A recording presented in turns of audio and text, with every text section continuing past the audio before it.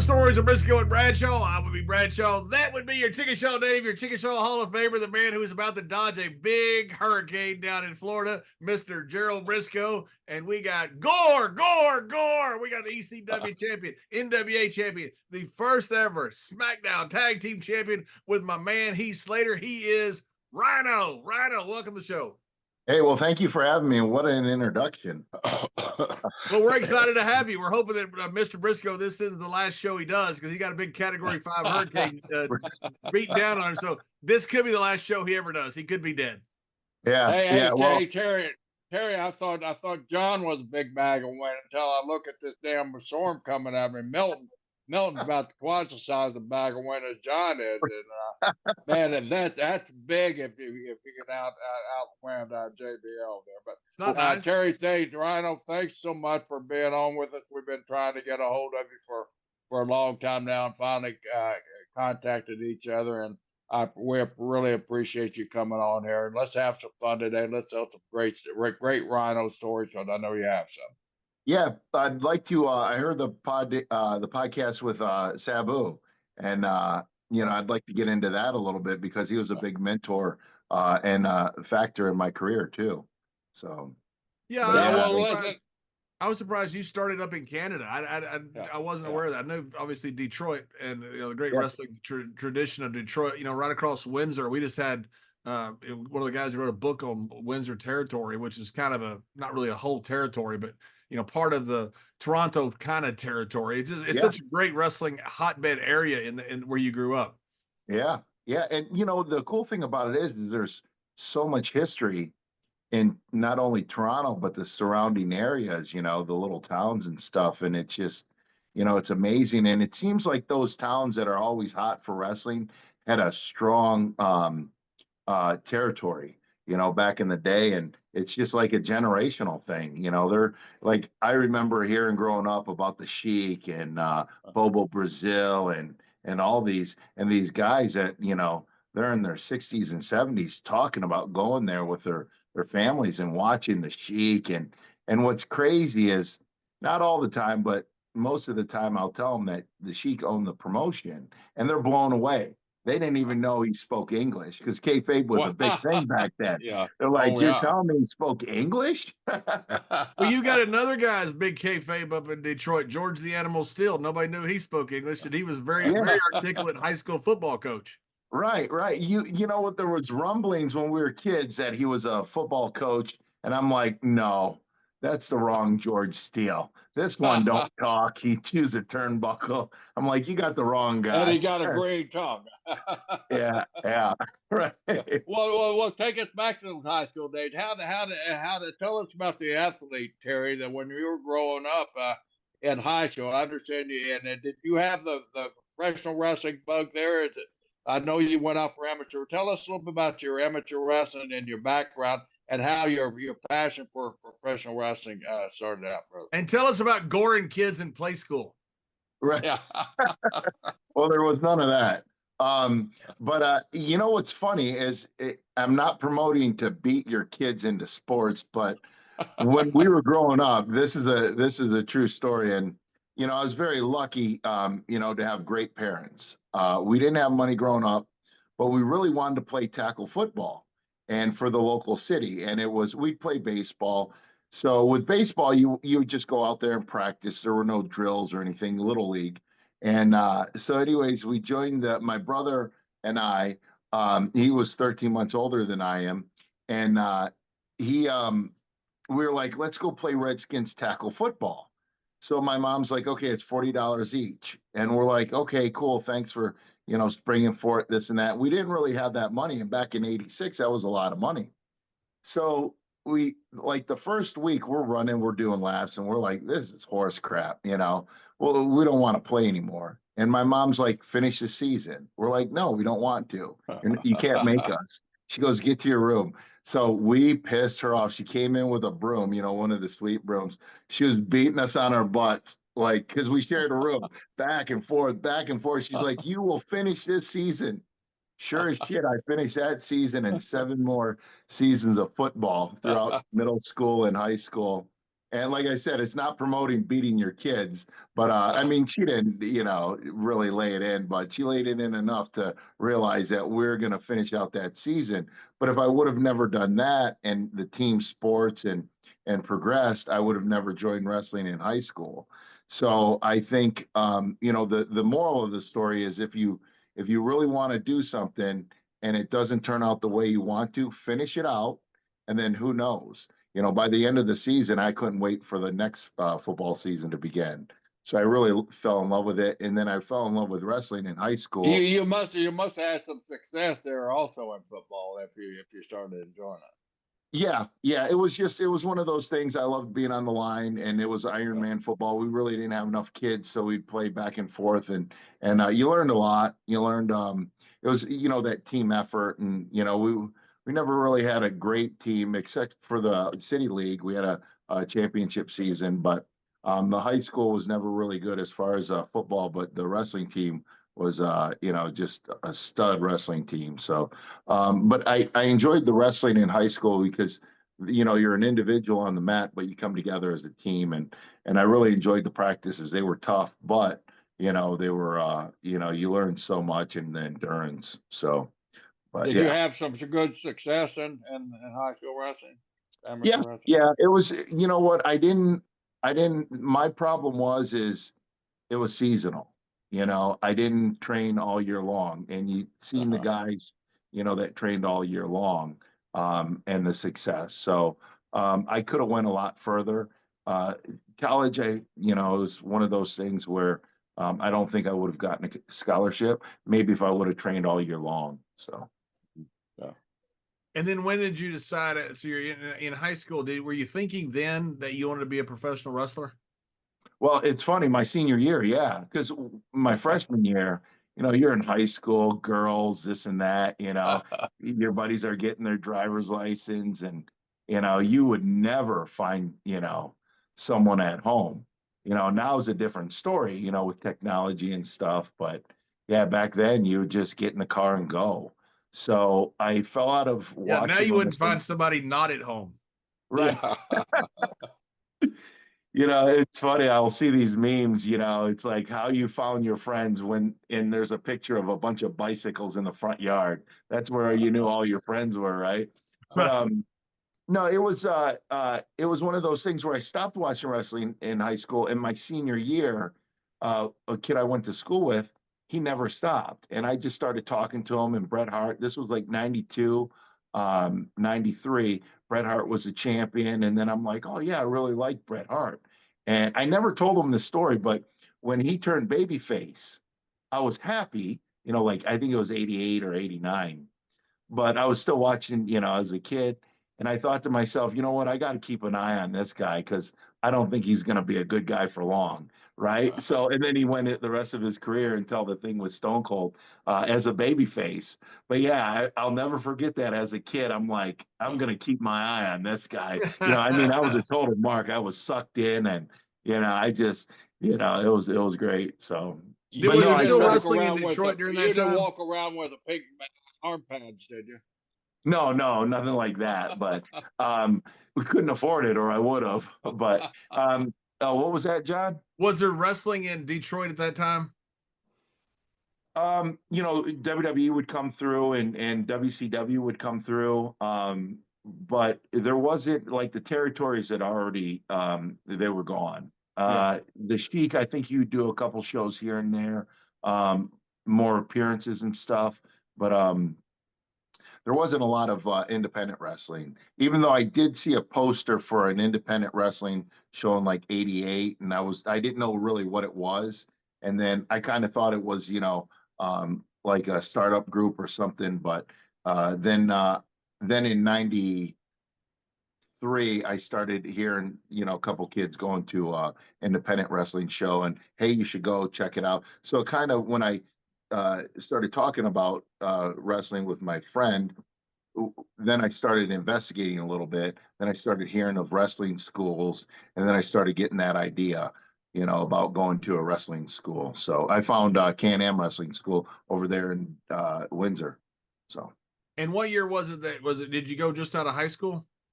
Yeah, 94. So 90, like I graduated in 93, and then, well, I was supposed to graduate, but I had enough credits, but I missed one required course, so I never went back and got my diploma. I should, but anyways, so 94, I was just working, trying to figure out what I really wanted to do, and I was getting leads on, independent wrestling, how you get there, because people were telling me you got to go to acting school, you got to go to this. People that didn't have any knowledge of wrestling, they just assumed. And I'm like, well, acting school, how do I find that? So I was kind of doing my research for about a year until I found a school, and then I committed to the school. And I'll never forget stepping in the ring the very first time.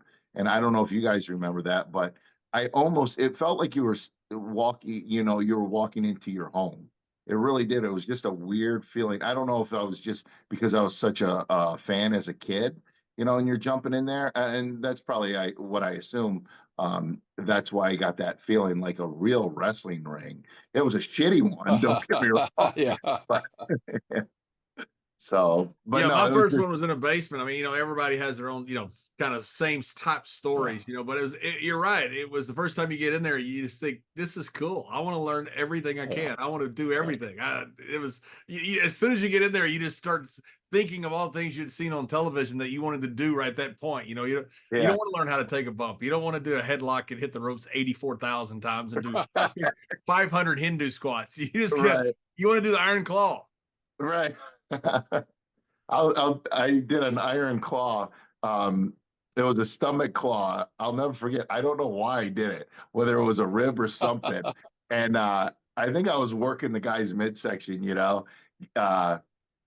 come off the ropes, hit him, bear hug, all that stuff. And then I did a claw to the stomach. I don't know why. It was over in Germany, in Bremen. And Mick, the referee, he goes, Rhino, switch it up, because nobody was reacting to it. I'm like, give it time.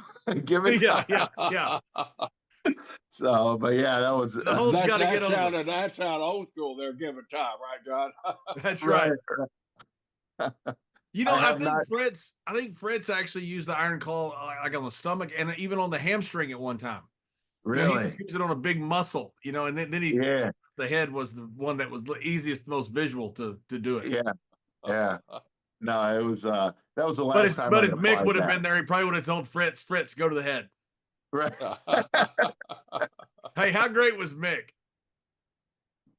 He was awesome. His wife Wendy and him, they would play cards outside their caravan, and it was great when I seen you in TNA. We were catching up on a lot of that overseas in CWA and all that. Mick had a beer mug that you could put like 6 beers in. And it was like massive with those big German mugs. And he'd sit outside his caravan. And my caravan was right next to his in Vienna. So I lived right by him. And he'd go, just having one beer today, Big John, just one beer. Of course, he'd fill it up 18 times, but it's just one beer. Do you remember the rib they would play on the boys? They would throw bread and stuff and seeds on top of their caravans and the seagulls. Oh, God. Oh, yeah. Oh, yeah, go into that. That sounds great rib. I've never heard that, so go into the details on that. I like to hear it. You know what was funny? Because you heard that, right? And it's like, oh, this is a rib they play over here. And, it's a fun, harmless rib. They got this guy from Australia, Mark the Hunter. That's what his name was over there. And a nice guy. But this guy, he would come in. It was like he was sleep deprived. Like he hasn't slept in days. And he goes like this. He goes, these birds just keep on dancing on top of my trailer and they're walking around. They just keeping me up at night. And then someone told me they were ribbing them. Like, I'm like, man, that sucks, And then someone did that to me. And believe it or not, it's so loud inside the caravans. And I'm just like, those mother effers, right? But by then, all the new guys learned that rib, So it only happened to me one night, but like for 2 weeks, 2 or 3 weeks, and then he smartened up, So, but yeah, he was just like dragging ass coming in and just Yeah, he was definitely sleep deprived, but yeah. Yeah, they had been there. Those guys had all been there for so long. Some have been in there in the same territory for 20, 30 years. All Yeah. the new American talent would come in and think they know things. They got ribbed incessantly. It was constant. Yeah, yeah. No, and it was I mean, I just wish something like that was around because you were in the same town for anywhere from 30 to 60 days and you just learn off the guys, you know. So you were there, you had left like a year or two prior to me getting there and yeah, it was just a lot of really fun times and good memories That's too. what I used. I'd ask John all the time. You guys had to be excellent psychologists to get in the ring every night in the same town. And work. You had to work a return and work with these guys. I mean, we our routine. Work with a guy maybe once a month. In the same town. Work with it, and then maybe we work a town. We come back a month, but you guys were there every night. That had to be at what stage of your career were you in that? And you had to be a sponge and just learn so much doing that. Yeah, well, I was 2.5 years into my professional wrestling career. And yeah, so I mean, for me, it was just like, I went over for a championship match and I did really well. And Otto wanted to bring me back for the rest of the tour. Couldn't get me to Vienna, so Hanover and Bremen. But yeah, it was one of those things where, such early on, I'm working with Fit Finley. That's after he went to WCW and came back. I thought Fit was going to kick my ass. It was like the first, or no, that like the second night of the tour. The first night I worked the singles match. The second night I worked a tag match. And I think I might have told you this story, but Bradshaw, but the turnbuckles were like a boxing turnbuckle, right? Yeah. So every night they would end with a tag match. So the second night, it was like the first match, my match was okay. I mean, 2 months prior, I had a great championship match with Franz, which got me back for the rest of the season, starting in Hanover. And then, my first match was okay. The second match, it wasn't bad, but it wasn't like great. So now I'm in there with Fit. And so like the turnbuckle or the tag rope, it was just one big circle. So they just go in there and flip it to, because they had to put the tag ropes up quick, for the tag match. So I I got tagged in, Fit started, he tags me in, and I throw the tag rope over. And as I go to get in the ring, my foot hooks on the tag rope and I fall in the ring. And Fitz holding the guy, and Fitz uh, um, uh, he goes, case of beer. So I'm like, okay, this really sucks. The crowd's laughing. They're kind of, and I'm mean and all this stuff. And, in the parades. And so my character is really mean and aggressive, like it is. So, anyways, so Finley he tags me in, I trip, I fall, this and that. So then, in Finley, I see him chewing up guys, right? So I'm like, man, this guy's really mean. I hear the stories and stuff, breaking the thumbs, but he was always nice. So then I tag out, and then he tags me in, and then Finley tags me, and I go to get in again, and I do the same thing, and I'm like, oh, he's just gonna drop the guy and start just kicking the shit out of me, right? Finley, I'm like how embarrassing, right? So, and he goes, 2 cases of beer. I'm like, okay, so you don't want to kick my ass.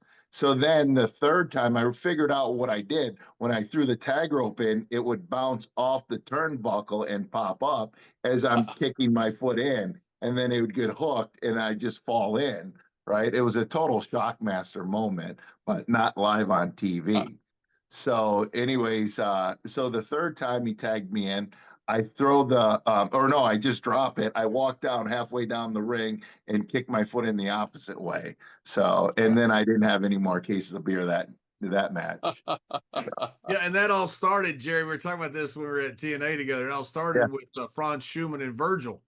They had a match in Vienna, and Virgil was Virgil. It was one of the worst matches. It was one of the worst matches we've ever seen. And you were there. I was there. Yeah, I saw the whole Yeah. thing. Klaus Karloff, the manager, literally would not shake Virgil's hand after the match. He told him, he said, that's the biggest disgrace I've ever seen, just walked out. Wow. People were so mad, and people thought maybe Franz should have ended the match earlier, instead of just, Franz was trying to make something of it because it was a championship match. Place was packed because Franz was a great babyface.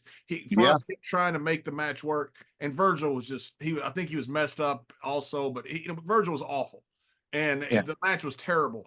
And Franz comes in the next day, and people are still kind of mad about this thing. It's not Franz's fault, but he's in the ring and Virgil's gone, so Franz has got all the heat, So Franz comes in and he wheels in a whole freaking like wheelbarrow full of beer and booze and everything. He goes, for anybody who had to watch my match last night, you need this.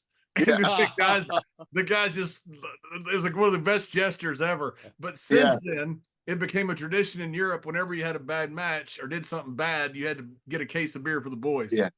Yeah, that's what the 2 cases were. But that's when it started, was that night with Virgil, and Franz Schumann stole the show by bringing in the next day, and he got in front of every bit of it and goes, guys, if you watch the match, you need this. Everybody just hugged Franz. We had booze and had a great night. Yeah, and that was it was really cool because Jerry, it was one of. Did you ever work for Otto or no? I never did. No. Okay. Did you ever meet Otto or? No, I never did. He's always, in this business, you hear characters that you want to meet and run across. And he was one of those characters that you always heard of, guys going in and out of there. And I never had the opportunity to meet him. From everybody he was one of those legendary characters of our business that I missed out on meeting. Yeah. And he was just always great to me. But yeah, the case of beer, it was really cool because you're locked down in an area and there were rules. You couldn't take the beer to your caravan. And then it was just after your match, there was always a beer. Or if you didn't drink, you could bring water in, a case of water or a case of pop. So there was always water or pop and stuff like that. And, it's great that it happened, and the championship matches, if there was a comedy spot here or there, but not in a championship match, that's right. Like Bradshaw, you were saying, they like to take that stuff serious, and they did. Now you said you went over for a championship match. I mean, you're 2 years in the business. How are you getting an opportunity like that? Who's your voice for you? Actually, Don Callis. He told me, he goes, Otto would love you. And we were going up to, this is when myself, we do the Northern tours for Tony Candela, driving across the frozen lakes. And we went up there, and Don Callis told me about, Otto likes big guys and this and that. And what was great is he gave me the address, but he gave me the wrong address. He gave me all that stuff. He didn't know. And so I sent it over there, and the guy that trained me, Scott Demore, it was his school and Mickey Doyle's, and Denny Cass would help train guys. So I consider all 3 of those guys, the men that trained me. So Scott goes, no, that's the wrong address. Here's the right address. So when I went over for the championship match in '97 in Graz, Austria, Otto goes, I'd like to bring you back. We'll send you home. We start Vienna next week. So business wasn't that great. He's like, hey, what are you doing? I'm like, I was trying to get over to Japan. And there was like a work shoot company and Kingdom. So Phyllis was trying to help me out there. And I told him, and he went to Peter and said, hey, can you bring this guy over for Hanover? Because I definitely want him for Bremen, and I don't want him getting caught up in Japan. So he calls me back like a day later. And then come to find out, Peter Williams, who would be the promoter for Hanover, Germany, canceled the guy. The guy was Scott Demore. So Scott was scheduled to go over there. And so when he called me, and Scott was already doing his own thing, and he wasn't all upset, right? But he didn't tell me that until a couple years later. And how I knew it was true, because Peter, when I was over there, he goes, I'm glad, Otto really wanted me to book you. He goes, I had another guy, had to cancel him, some guy from Canada. and he never mentioned his name. So I'm like, well, that sucks. I felt bad, but not really, because I'm over here getting experience and making money. So So Scott but got you yeah, booked and got himself fired. basically. Cool. Great. But yeah, it was. Otto held the world record. I think at one point, or they said he did. It's wrestling for ripping phone books in half. You ever see him rip phone books in half? Yeah, yeah. I have a hard time with 2 sheets of paper, let Oh alone my God, it's unbelievable. He'd get those, Jerry. He'd get those film books that were, they were that thick, and he'd break the binder. He'd rip those things in half like they were nothing. It was shocking. I mean, it's like something you'd see Mark Henry do. It was so impressive. Yeah. Mark would break the binder. I've seen those guys how they twist it up, break that binder, then they kind of work the pages there. But that takes phenomenal strength to do something. I used to watch the Hodge do it all the time, and holy shit. And he kind of showed me that, but I still couldn't do it even after I knew the gimmick to it. It still takes a lot of strength that I did to have it. But what was amazing, Jerry was talking about, Rhino, was, but people that don't know, like in Hanover, you're there for 8 weeks or approximately, like we were. People that are there for every single night, because they buy the ringside fans were your hardcore fans. They'd be there for 56 straight days. They planned that. That was their event they'd go to. They went every single night. So if you had an angle inside the tournament, because it was like a shoot tournament. Obviously, it wasn't a shoot, but it was a shoot tournament. The format. But then you'd have angles inside the tournament. You'd have championship night on weekends. You'd have special night where you could challenge somebody outside the tournament. It was really well done. But you might have 2 or 3 matches with the same person in a week in front of the exact same people. Wow. Yeah. That took so much creativity, not only from the talent, but from the booker to be able to put on an event like that. Yeah, that's right. And guys like, Finley and St. Clair, they'd done it for so long and they were so good. They'd work the first match to do spots for the second match, to do spots for the third match. So it was like a progression, the way they did their matches in a row it was really impressive stuff they did. Really some great workers over there. And, I mean, we're both lucky because, early on in our career and, they were wrestling for 15 years by the time, or longer by the time we got over there. And just, with me, I was only in it for 2.5 years and I'm learning from these guys. And what was great is, I would see how they would come up with, oh, well, let's do this, and then we go to Mick McMichael and I'd ask him for like, hey, we got to do a finish or something. And he goes, come back to me in like 30, 15 minutes, 30 minutes, whatever. And he'd come up with it. He'd go, well, we use this over here and, this place or that place or, like 15, 20 years ago. And I think it'll work tonight. And sure shit, it did, but I remember that, and it's like the things that's why I always, actually, Sabu taught me this: watch as much wrestling as you possibly can, because what was old can be new again. And then what was used, you could use it here and nobody's ever seen it before and think, wow, that's, amazing. And there's a couple times we really did stuff like that where it really popped the crowd and it was so unique and different and, but it was so simple and it was really effective. So I worked with Tony St. Clair a lot because he was he and Franz were their top baby faces, and Tony was Tony was Tony. I mean, just a freaking legend, And he finally talked me into using the big boot only to cut people off and get heat on them. So like, don't ever do it for a spot. Don't do it during the heat, but always you set it up to start the heat. And the fans, because they come every single night, once they see the big boot, they know that this person's in a lot of trouble and that somebody's gonna get the shit beat out of them for quite some time. And it was amazing because I was so young in the business. I finally started, listening to Tony. Well, I always listened to him, but I finally started doing it. And when you hit that big boot, the place would just start bubbling like, oh no, he's in trouble. He's in trouble now. And I'm like, oh my God, this is so easy when you're doing it right. Yeah. You were a young man in the business too at that time, right? I sure was. Absolutely. Yeah. I'd been working in Japan, but I'd only been working a few years. I've been working a lot, but I'd only been working a few years. I'd worked Mexico, Japan, Texas, but it was just 2 or 3 years in the business. What was crazy is, I met my wife, ex-wife, over there in Germany, and I I stayed with her in Hanover, so I would take the train out there, you know, and go wrestle to Bremen and come back.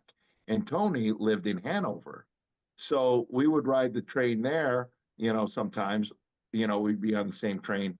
Definitely, usually, if you know, unless someone was up first and someone was on last, but we would just shoot the shit on the train, and I learned so much from him outside. And Vince, actually, when we had a meeting, this is probably 2003, he goes, "You really learn the business in the car, traveling town to town." And not only did I learn, you know, from Tony working, but I learned, you know, on the train ride back. And it was only like an hour, you know, and then you just get the bus, and, you know, next thing you know, you're at the doorstep, you know. So but yeah, and then we get like chicken for dinner, and then we get those little shooters of vodka. Yeah. Yeah. Oh, So, once in a while, not every trip, but You know, yeah. Tony, I wish more people knew in America knew about Tony. He was so big overseas, he never came to America. You know, he was Yeah. like 12 years Yeah. the English heavyweight champion. I mean, he was so big over there, and he was so good in England and Europe and Japan that he never had the desire to come to America. Yeah. guys, were there a lot of guys like that? I mean, that just didn't want to come to America, because that seemed like that was the goal of a lot of guys that were working over in the UK and Europe, that they get their stuff down so they could come to the USA. But that wasn't the case. A lot of the guys that you guys were working with, right? John, do you want to take that Yeah, one? yeah. There were a lot of guys like that, Jerry. A lot of guys who made, you know, they wanted to be on that European tour. That European tour was hard to be on. It was easier for Americans than it was for the Europeans. They took only the very best of the English and the Europeans. So when Rhino and I got to go over there, we worked with guys who were absolutely the best in the business every single night. It was an amazing learning experience. But those guys were making good money over there, and they had every kind of perk in the world. I mean, they were local celebrities. They had every perk in the world. There was no reason for them to go anywhere else.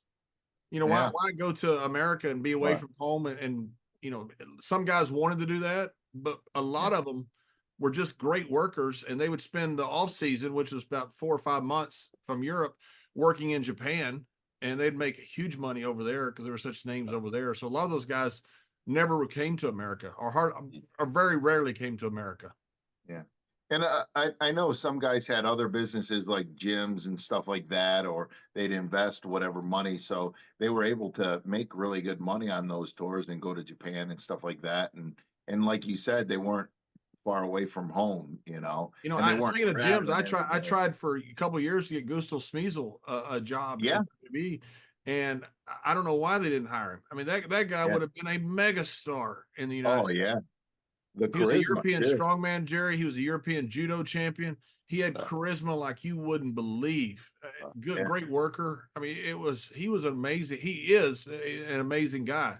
And for some reason, they brought over Brackus instead. Remember the bodybuilder? No offense against Brackus, but I'd take Gustav Smeasel over him anytime. Yeah. Well, he was only on a couple, Smeasel, he was only on a couple shows with us at that time, because he had a couple gyms and stuff like that. And I mean, every time he was on a show, it was always sold out. And I'm like, man, they're missing out on a lot of money with this guy. You know, and he played two different characters. So in Austria, he played like the big strongman, which he legitimately was, European champion. Right. Otto wanted a very serious Gustav Smeasel, and he was great at it because he's a very serious, tough guy. And then in Hanover, he would play like a crazy Austrian. You know, he'd dance around the ring and sing and yodel and do all this crazy stuff. It like two completely different characters he'd play. Wow. He played one for Peter William in Hanover, and he played one completely different for Otto in Graz in Vienna. Yeah. Wow. Well, Rhino, we're talking about learning the business, so that's going to kind of regress a little bit. When you go back to Canada, when you were breaking in, I saw some of the early guys that you were working with, Edge, Christian, and a whole plethora of future WWE Hall of Famers, basically. How was it when you guys were working those spot shows in Canada? I guess that was a great learning tree with those guys. And was Edge and Christian as creative and as talented back in those days as they turned out to be? Yeah, it was a good group of guys. Yet, we'd go on these tours, and or they would be on shows in Detroit, or I'd be on a show with them in I love the way Canada. you put it in one interview. I saw we go across the ice lakes there. One time I thought we were going to die. I literally thought we Wow. were going to die, but we would all, our mindset was all the same. We wouldn't Yeah. want to go out partying. We really didn't have the money. I actually thought what happened is I worked for a gentleman called Malcolm Monroe in Detroit. He'd run an independent show, and the great thing about him is if the house was bad, he'd still pay you what he promised you. Never tried to hem and haw, or and he paid pretty good for guys starting out. And so, anyways, he booked Adam and Jay and Joe Legend and Zach Wild, a wrestler. He called himself Zach Wild. And anyways, bunch of Canadian guys. And I wrestled with Christian. So they go, hey, like the next time they came down, we wrestle out there in Winnipeg. And I kind of heard that. They go, we'd like to bring you out there. They're looking for a guy. Christian's mom would buy the plane ticket and the promoter would reimburse us. And it was like $150. So I give them the money at one of the shows, and you hear about guys like, taking your money and promising you this for that, or, and then falling through. So my cousin drove me up to, I think it was Guelph, right outside of Toronto, like when we were supposed to leave. And I get this address, and it's to where Edge was staying, Adam, and he was renting out a basement. So I go there, the directions, everything's fine. And this is like 96. And I knock at the door and nobody's there, and it's in the back of my mind. I'm like, they'll have to come back to Michigan, so anyways, and I'm like, man, no one's answering. So I go around to the front, because it was like the basement, walked out to the back because it was like on a hill, the house. So as I'm coming around, and here's Adam walking around. He had to drop his car off to the shop, and it was like a little bit of a country, so each house had about an acre. So he walked back, and I'm like, I'm playing it cool, like, nah, I didn't have any doubts, So I told him that, because that tour out there, we really got to know each other, and really become friends, And I told him that, and he was shocked. He's like, "You thought I'd take your money?" I'm like, "Well, I didn't really know you guys, And because I wrestled with Christian down here in Detroit, and they needed someone up there, and they were like, "Hey, what about that Rhino guy?" So, and then the story I just told you, but yeah, he was shocked that I thought he might have taken me for my money, but yeah, we'd go out there and we would record our matches, and then we'd study them, and then we'd think about what we could do to better ourselves. Yeah, and they would look up guys, or seamstress to make our outfits and stuff. So it was all like a collaboration, of how to get better, and we weren't worried about going out to bars or anything like that, or it was just really focused. So. Yeah. Well, those two guys, to me, I mean, when we got them, they were so young. They were two of the most astute guys that I'd run across up to that time. They just really studied they were students of our business, and I just wondered if they were like that in the very beginning days. And, Yeah. and you just verified it. Yeah. Cool. Yeah. So focused. Yeah. And did you have any concern? I mean, you're just out of high school and you go up to Canada, and all of a sudden now you're trying to make it this wrestling business. I mean, that's a pretty good leap of faith for you to go up there. You know what? My biggest concern is because I never traveled besides going to a wedding in Toronto in 1994. My cousins, I'd only driven in a car an hour and a half, 2 hours at the most. So, I mean, I was only in Ohio and Windsor, Ontario, other than, in northern Michigan, which, my aunt, we'd go up there, and that's like almost 2 hours away. And, as a kid, you're like, wow, an hour and 40 minutes, an hour and 45 minutes. Geez, that's like, sailing the ocean blue, like Christopher Columbus. I mean, we're in this car for hours, and now it's like a 2-hour But drive. you didn't get lost like Christopher Columbus did, huh? Right, right. No, but now it's like, you're in the car for That's 2, one of 3, Jerry's 4. heroes is Christopher Columbus. So, but I now sent you're in him a the note car. every Columbus Day, and he always sends me back a lot of really nasty words, like Oh, like really bad words. He's the ultimate heel in my circle. yeah. So no, but no, now being in the car for an hour, 2 hours, 3 hours, it's nothing, so, but the traveling, it didn't concern me. But I didn't know what I was, I didn't know I'd travel as much as, I do. So, or I've done.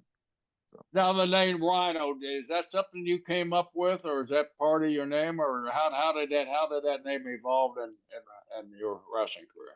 The person that came up to me and told me about the name was D'Lo on an independent show. And then I remember it was for Malcolm, and the lights were out, so they get a generator to put lights around the ring. The show must go on, and you couldn't see anything. And D'Lo had said something about, hey, you should think about using that name. The very next show I was on, it was at Al Snow's school, and he would run shows once a month out of there. And I used Terry Rhino Richards for one show, and then I used Rhino Richards up until ECW. So all throughout Germany and stuff, I'd use Rhino Richards. So, but yeah, and then when I went to WWE, they said we can't trademark it. They came up with names, and Edge, he really pushed for it, and then he wrote down some other names that he thought was cool, like Juggernaut and a couple other ones, and I guess he wrote down some of the ones that were like really off the wall, like Mary. Like and they wanted me Like to dye what? my hair. What's Mary. that? Mary. Yeah, I don't know why. What behind Why it? did he? Why did he write down Mary? Well, that was one of the worst ones. Yeah, like you said, he I'll wrote say down it the was. 5 best ones and then the 5 worst ones, and Mary was on obviously the worst one. It might have been the number one worst ones he thought of. So then How about Sue? Was Sue on there too? no. How about Jill? Maybe. So yeah, I go, really? He goes, yeah. He goes, I don't know why. Yeah, I'm like, geez. So but yeah, so anyways, when I started with WWE, they said, hey, we got it cleared with a Y. So but I'm like, okay, cool, but I'm glad it wasn't Mary. So when WCW, you come back from Europe, is that when you got signed by WCW? I'm sorry, ECW. Yeah. I went over for a second season over in Germany, and then I never thought about going to ECW because all I thought was blood and guts, and I never met Sabu before that. So Ulf Herman, he actually told me to call Pee Wee, which was Sabu's like you can say young boy type deal. He was a referee, but he would help Sabu out, this and that, whatever. So I called Pee Wee, and he goes, "Hey, yeah, we've got a Michigan loop in January." So I got home from Germany in January 5th of 1999, and because I stayed over there with my ex-wife, she was my girlfriend at the time, and then we stayed over there for the holidays after the season end, and then we came back over here. So I met up with him at the end of the month in 99, and then I did the first tryout. It was in Grand Rapids, and Pee Wee went up to talk to Sabu. He was up in the stands, and I was in the ring working out. And he goes, "Hey, what do you think of the guy in the ring?" And right when he said that, I hit Ulf because Ulf was there too, and he was working out, and I hit him with the weakest clothesline ever. Paul goes, Well, he could work on that clothesline, you know. So, but I was clotheslining him in the back, and I didn't want to, you know, it was just a workout, so I didn't want to give him a whiplash or anything. And so, anyways, so he goes, yeah, he's all right, you know. So then the next night it was in Lansing, and there were no workouts. And then the third night was in Detroit. Myself and another guy showed up for workouts. So we got in there. We had about a 5-minute match, and very aggressive and everything. And Paul, the guy did lion salt. I don't know why, in a tryout, and he literally landed on his head. And then I covered up real quick. I got up and I attacked him, so I knew he was okay. So, anyways, Paul and Taz were sitting right at ringside watching. And Paul called me over and he said, "Hey, you know, how old are you?" I go, 23. I just turned 23. And then, like a few months prior, he goes, "How tall are you?" I go, 6 foot. And he goes, "Hey, hang around after the show. I want to talk to you." And after the show meant after the promos. So it was like 3 o'clock in the morning. Oh, Yeah. Because when I first came to WWE, you know, they would do all the promos and pre-tapes unless it was live, you know, beforehand. And then after your match, you could leave. And ECW, after your match, if you had a promo, you had to stay in gear. And, you know, wow. there's nothing worse than that. And I understand why, because Paul during the show would think of, okay, I can put this match, I can get them verbiage, this and that. So, but a lot of times we'd get kicked out of those buildings because they want to go home, you know. Right. So it was down at the fairgrounds in Detroit, in a packed house, and he goes, "Do you want a job?" And I'm thinking to myself, well, I'm excited, but I'm like, I'm here at 3 o'clock in the morning. I would have left if I didn't want a job. Yeah. And I go, yes, I'd love a job, you know. He goes, "Do you ever try to send anything to a WCW?" And I said, yeah, but they would never get back to me. What about WWE? I go, I had a tryout match in 1998, and it was the summertime, and nothing came of it. But Jim Cornette is trying to get me in there, and I'll never forget. Paul looks up and he goes, "Huh, we agree on something." And he looked right back at me, and I had no idea what that meant, but it stuck in my head. And Pee Wee told me, he goes, "Hey, call me when you get home," because he left around 1 o'clock. He goes, "I can't wait any longer. I'm going home." He goes, "Call me when you get home." So about 4:30, I get home because it was a little drive for me. And I go, "Hey, one question." I go, "I got the job." He goes, "Great." He goes, I go, "One question." And I told him about the Cornette thing. And he goes, "Oh, yeah, they hate each other." I go, "Okay, that makes sense." But I was glad that I was that one thing that they agreed on. But yeah, I could see it like it was yesterday. Yeah. Hey, a crazy side question. Do Cornette and Paulie still hate each other? I don't know, but I think they have a mutual respect as the things they've accomplished in the wrestling. But yeah, so well, I mean, I know they're both incredibly creative guys. Yeah.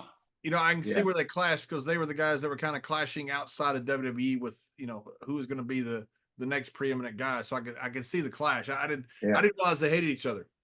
Yeah, yeah. I don't know if it's hate or that's what he said, and yeah. So it was just one of those things. But I've learned so much from both of them. It's just it's incredible. Jerry and I like both of them. You know, we love Yeah. love Paulie. They're good guys. You know, it's just funny the old guys. You know, like me and Jerry. There's always some old beef there that you don't know about. You know, you never know exactly why it happened or whatever it is. It's just a lot of old heat. Right. I think. Go ahead, Terry. I'm sorry. Well, if they don't have heat, I'm gonna say it was because they agreed on me that started the momentum for them to make up. There you go. Yeah, you were the I'll take all the credit for it. Yeah, both. If you look at their career, they're about the same time, and they both were really creative and really talented guys. Guys that could do everything in our business, and it's so unusual to run into two guys outside the ring that can do everything in the business like these two guys can do. They're both geniuses in their own right as far as the business goes, in my opinion. Yeah, yeah. And what was great is I'll tell you something about the top rope. We were joking around about that earlier before we started recording, but to this day, Jim Cornette does not know. And I'd like to tell him in person, but I keep on forgetting to tell people things in person. We'll make sure he hears this. Yeah. So in 1998, I got a tryout match with WWE, and through Jim Cornette, someone sent him a tape. So you go down there. It was in Cleveland. It was the night where Kane. It was the night after the Hell in the Cell where Undertaker threw Mick Foley off the steel cage. So we're in Cleveland, and I have a dark match with a guy, a buddy of mine. They go, well, usually you bring your friend, and that way you're more comfortable. So I don't know what I did, but he's in the ring, and I was going to go for a diving, or I was going to go for a splash off the top rope.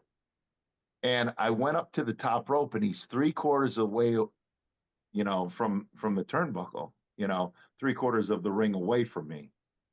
And I go, well, I'll never be able to make that splash, but I can't climb down now. I literally jump and do a diving headbutt, right? I knew I could make that. And I come back, and Cornette's going, oh my God. And, I was, I think, 285. He goes, a 285-pound guy diving headbutt 3/4 away across the ring. Oh my God. He loved it, right? I never had the heart to tell him it was supposed to be a splash. And you never had the heart to tell him that you were never doing it again. Yeah. What's that? And you never had the heart to tell him you were never doing it again. Correct. I do a splash all the time on indies and stuff, and I'll never forget climbing the rope, and I'm like, why is he so far away? And I think because it's a 20-foot ring, and the way we positioned him, or he bumped and he rolled and an accident, and he didn't want to move, and I'll never forget. I'm like, well, I'm committed now. I've got to think of something. So I'm like, I'll just do a headbutt. And that was the first time I've ever done a diving headbutt. I've done it, after that, but he was so excited about that. And he's like, oh my God. Devon Dudley had the glide path of a sofa. He would climb the top rope. And it's like watching the Hindenburg crash. When I did commentary, it was, the humanity every time he came off, because I was just the Hindenburg. And Ron would always say, Devon, you come up and you do that horrible thing you do off the top rope. Devon would just go up there and just fall off the top rope. And I hope Devon sees this, because that's the worst move ever. What'd you say? He had gliding like a sofa? He had the glide path of a sofa. Yeah. Some guys would jump off, and like you, 3/4 way across the ring, you just kind of fly. Devon would go and just straight down. Watch gravity work. That's right. So when you were in WCW, how was business then? Was business still good then, or was it just starting to decline a little bit? In Germany or ECW? No, ECW. You know what? I think 98 was their best year. 99 was great. 2000, it dipped a little bit, but nothing major. And then right when they announced the TV deal, that's what it was. I think it was in 99.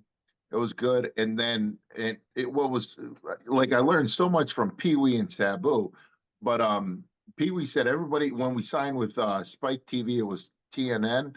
And then he said, everybody thinks it's going to turn around right now. He goes, it'll take several months. I think he said about 10 months until we really start seeing, the difference, TNN will make, in the houses. And sure as shit, he was right.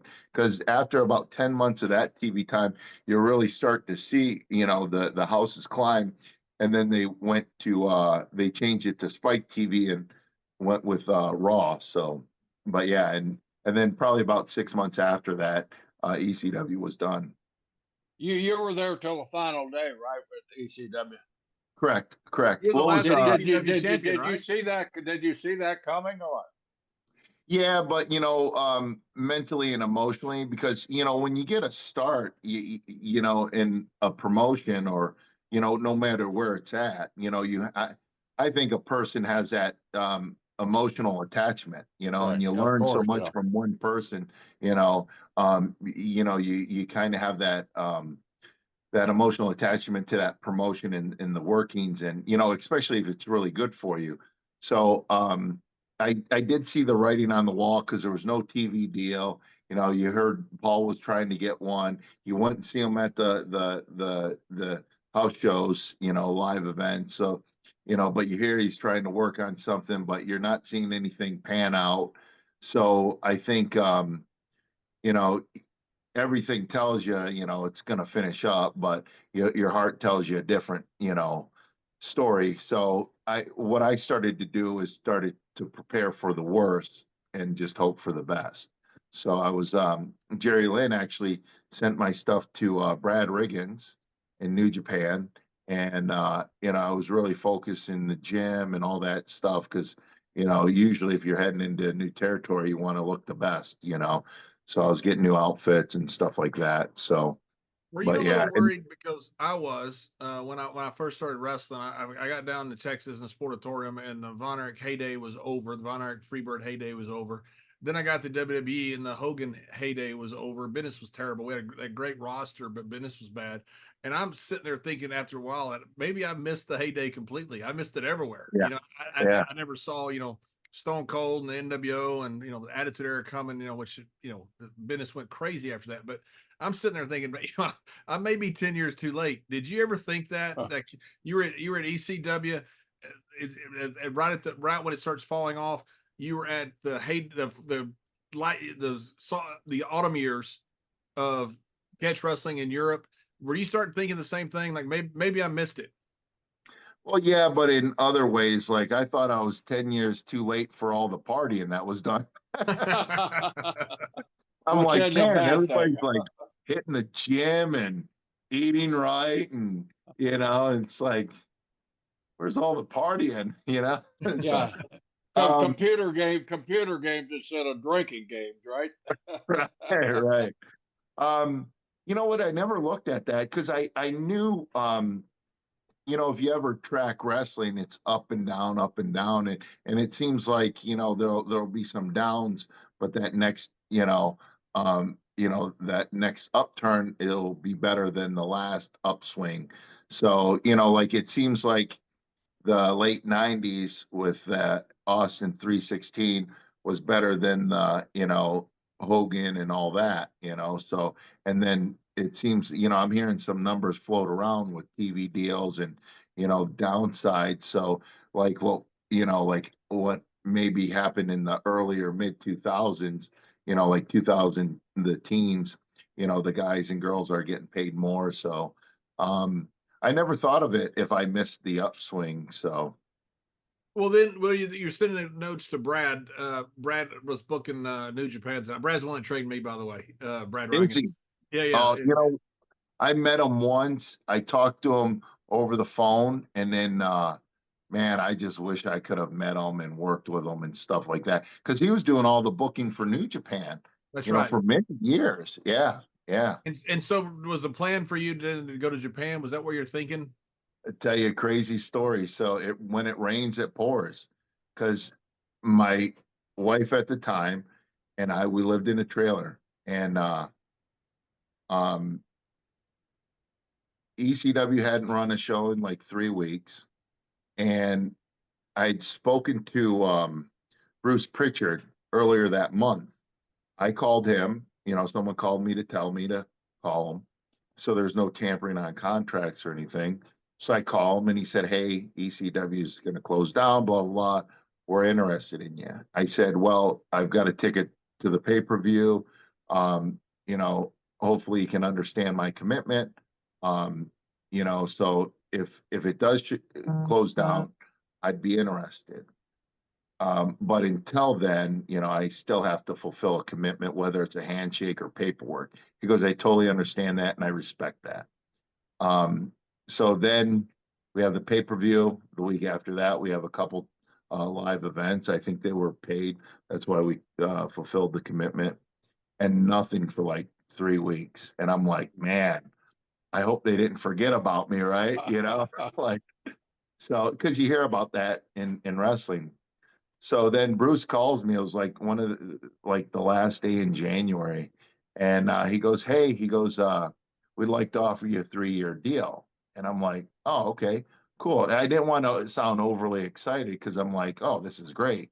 So, but I had saved money and stuff and kind of preparing for that.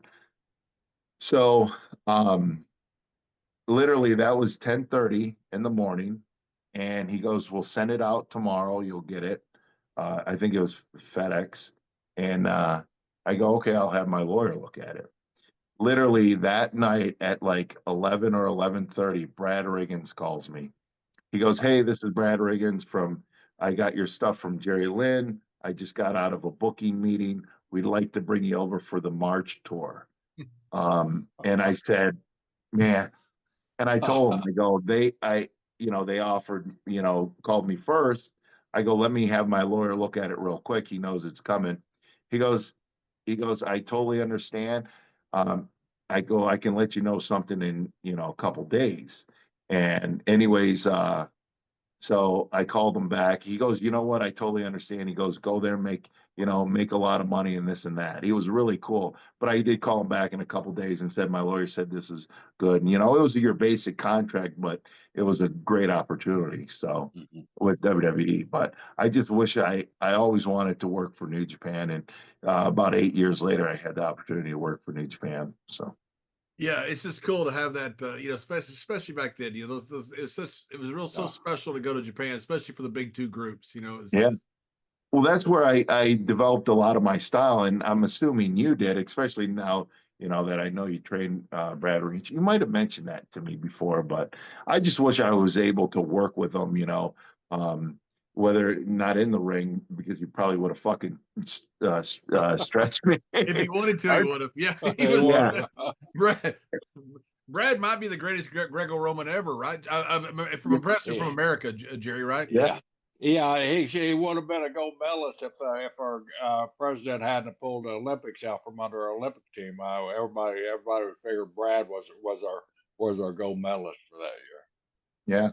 Rhino, I'll tell you a good story. I'd just gotten out of pro football, and Brad had his training camp, and I'm out of pro football like 2 months, and so we had to shoot at the end of every session for conditioning, 5 days a week, and so Brad still shot with the guys, and here you got this world champion, Brad. Every single day we go, John, I'll go with you. Of course you will. Of course you will. And that was in Minneapolis. He had this big pro football player. He just was dying to stretch, and he did for like months at a time. Guys like that, it's just like, with Ron, I think I told you the story at TNA, but guys like that, you just meet them, you shake their hands. It's just like, it's just, if you do the wrong thing or say the wrong thing, you're gonna get messed up, no matter how tough you are, or how tough you think you are. There's a lot of heaviness behind that hand. And if it comes across your face in any way, you're down for the count. But yeah, I just with Brad, I just wish I could have worked with him in some sense, because I think I could have learned a lot from him. And maybe even in Japan, that I met him one time. I guess they were going to try to work something out with WWE in 2003. It was in Buffalo. He was actually coming down the elevator. I met him in the elevator, and they were just leaving a meeting or something. And it might have been 2004, but I'm like, man, I hope they work something out and I can go over there and finally work for New Japan. So, but anyways, I'll tell you the story about Ron. So I just seen him, and I love Ron. Great guy. Did I tell you the one about the receipt? Yes. Bradshaw? Yeah. Okay. Where he didn't sell it? Sure. You haven't told me, so share it with me. You haven't told Jerry. Yeah, because I'd like Ron's just a lovely guy, but you say the wrong thing or do the wrong thing, and he'll send you into tomorrow. So, and I forgot. I keep on meaning to tell Ron. And so anyways, it was in 2001. It was right after I wrestled Jericho at SummerSlam. It was the following week at TV. Might have been SmackDown. We taped it. But it was in a sold-out crowd in Colorado. I think it was Denver. So I hurt my shoulder the night before Survivor Series when I wrestled Jericho. And I could hardly lift it up. And I went out there and I wrestled Jericho. And then they gave me TV off or something, but I was still there. And then the next week, so I had a week, but it wasn't really recovering. and I didn't go get it checked out. I ended up not having to have surgery, but I couldn't lift it up. So it was a tag match, APA, and I think Jericho was in it, and then Edge and Christian and myself. So I'm in there with Ron in the beginning. I go to shoot me out of the corner, and then I'll grab your arm. I'll go underneath. I'll pull you in for a clothesline. So, and Ron and I got along, and he knows I'm not careless, and that helped me out in this situation. So as I do that, I have to throw my arm up, and as I throw my arm up, Jerry, I punch him right in the throat, and I'm like, oh man, and I had to throw it really hard too. So, anyways, I thought it was just going to come across his chest, but I punched him right in the throat, and I'm like, oh, I'm sorry, Ron, you okay? He goes, yeah, I'm fine. And so I get up, which and I'm is the thinking scariest nothing. thing ever. Yeah, because when you're asking, are you okay? Yeah. They're okay. You're in trouble. You're asking, how mad are you? Is what you're asking. So I'm like, cool. We've always gotten along, and I really didn't think of a receipt or anything because, so I call it a gentleman's receipt. So I pick him up. He's fine. Nothing, because he's tough, right? So, anyways, I think I could have driven a truck into his neck, and he would have been fine. So I pick him up, and then we do something, and then Ron gets the hot tag. So he's bumping everybody, and I'm feeding up. Actually, he gets the hot tag, but I'm feeding up, so he hasn't touched me. I'm the first person he touches when he comes into the ring, and as I'm feeding up, he's supposed to kick me in the head, right? And he's coming across that ring like a freight train, and I'm like, oh shit, a receipt's coming, and because I know he's old school, and he doesn't kick my head off, but he kicks me. He gets me right there, and he goes up with it and opens up my eye. Didn't hurt, didn't see stars or anything, but let me know. And he knew exactly what he was doing. So I fall out of the ring and everything, and I'm like, wow, I dodged a bullet, but I felt it. And he opened me up, and he knew where to get me. And he goes, "Oh man, you all right? What'd that happen on?" And I'm like, Yeah, that's right. I love those questions. Well, how did that happen? Yeah, Come on. yeah. And and it was one of those things where it's like, he knew I wasn't careless, and he knew it was an accident, but the rules of the, it's like, you'll get a little receipt. So I'm glad it happened then, So. Nick Patrick told me the story. He was working with Ron and Butch and against Vader and somebody in Japan. And Vader, I've heard the story. I'd asked Vader about the story. Vader told me the exact same story. So Vader almost knocks out Butch in the corner, hitting him with that big splash. And when he does, Butch is out. I mean, Butch is out on his feet. Nick Patrick told me he didn't know where he was. All he hears from the corner is Ron saying, "Tag me." Oh, Vader told me the story. Vader said Ron came in so fast. He said he picked me up like a child, spine busted me, and he said I'm backpedaling on my back trying to get across the ring, going, "Ron, it's a work, it's a work, it's a work." Yeah. Yeah, I always loved wrestling, Ron, and when we would wrestle, I don't know if you remember, but you always picked me up for the sack of shit, and for whatever reason, I was always a sack of shit on that. I'm like, hey, I'll try. I don't know if it's, like I can't post or what, but you earned every bit of that throwing me for a sack of shit there, Bradshaw. I just thought you didn't want to take it. I felt so bad. No. You did it off the second rope to me too. I go, maybe I'll go up later or something, up there. And sure as shit, I didn't. So, you shouldn't have done. You shouldn't have done it so well the first time. That was always his. Well, he does it good. I'll do it again. Right. That's right. That's right. I didn't learn that in for many years in the wrestling business. Yeah. Yeah. We had Sabu on our podcast a few months back there. You said you got a great story that we were talking pre-show about Sabu there. What can you go into that? Yeah. Actually, I never met Sabu. We just never crossed paths and until ECW. And at that time, I was wrestling probably about 4 years, and maybe a little bit longer than 4 years. And then Pee Wee, and then we would always start. and you hear the stories and all that stuff, and you just want to show up to work, prove yourself, and so so we're all riding in the car, and he wouldn't talk to me. It was, I mean, and it's not just like an hour or two; it's like 6 hours because he liked to drive too. So, anyways, and I like to get behind the wheel and drive, and so he went and talked to me for like 6 months, and then I'm working in the ring, and everybody would go up to him and say, just because we travel, he would pay for the gas, he would pay for our food, all that stuff, and I had a job at the gym too, so it wasn't like I was hurting for money or didn't. And I'd say, here, he goes, no, I got it, and that was it. I go, here's some money. He goes, I said I got it, and I'm like, yeah, so thank you. And then he's like, you're welcome. But really nice on that part, but he wouldn't talk to me. And then he finally told me why he never did that, because then he would start talking to me. And in the car rides and everything, he would either take a nap or him and Pee Wee would talk. And it wasn't really, it was hard to explain. So after a while, like people would go up to him and say, hey, your boy Rhino had a great match. And then he's like, he's not my boy. He's like, you're traveling with him. It doesn't matter. He's not my boy. So he finally explained to me after he warmed up to me, he goes, I would try to get my friends jobs, and Paul would use them for a little bit and then fire them, even if they were good and deserved the job. And I guess him and Paul had a love-hate relationship, right? So I don't know that part. So anyways, he goes, I wanted you to get a job because you earned a job. And I didn't want you to lose a job because you were my boy. He goes, so that's why I tell everybody you're not my boy.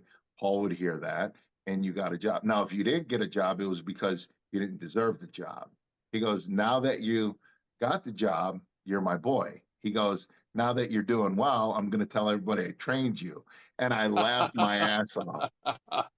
And then literally the next loop, we were down in Florida, and I had met Dory Funk, right? Well, I had known Dory Funk because he was doing I got invited to a WWE training camp after my dark match that I did a wonderful diving headbutt. So, and Dory Funk was the coach there. And I don't know if you remember when they would do they would do like a week-long class or like that was up in the warehouse up in Sanford.